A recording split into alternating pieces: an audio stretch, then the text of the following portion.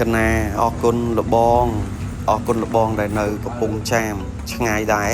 ពីនេះមក100គីឡូជាងនាំតមកដល់កន្លែងជាងចម្លាក់ប្រម៉ែនេះអញ្ចឹងលោកប្អូនធ្វើម៉េចឲ្យស្អាតឲ្យលបងគឺប្រាក់អ៊ីតាលី 18K ដាក់យ័ន្តខ្មែរលេងនៀកហើយនឹងធ្វើបន្តោងរូបថតឲ្យលបងមួយផងបាទនេះមិនមែនឈុតតែមួយណាពុកម៉ែបងប្អូនលបងឃើញស្អាតហើយក៏ថែមព្រះអង្គទៀតបាទយ័ន្តខ្មែរ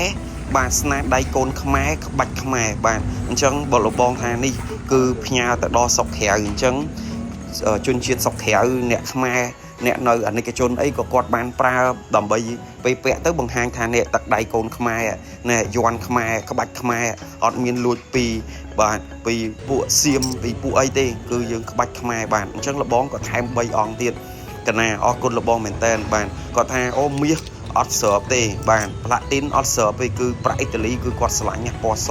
តំណាងឲ្យភាពបរិសុទ្ធភាពជ្រះថ្លាអញ្ចឹងអរគុណលបងជាងដាក់យ័ន្តឲ្យច្បាស់គឺឲ្យក្បាច់ឲ្យលះបាទអញ្ចឹងគឺពុកម៉ែបងប្អូនមិនបាច់បារម្ភទេបាទកន្លែងជាងចម្លាក់ប្រម៉ែនេះគឺឯកទេសទាំងឆ្លាក់និងទាំងស្រោបបន្តោងបានដូនតារបស់ពុកម៉ែបងប្អូនអញ្ចឹងពុកម៉ែបងប្អូនឃើញហើយស្អាតបានប្រមាណភាគរយជួយ like share ជួយ comment ហងបងណាអញ្ចឹងការខុសត្រូវខុសឆ្គងត្រង់ណាបាទក្នុងយ័ន្តនេះក៏សូមអធិស្ឋានដែរបាទខ្ញុំបានជាងចម្លាក់ប្រម៉ែនេះក៏សូមអរគុណសូម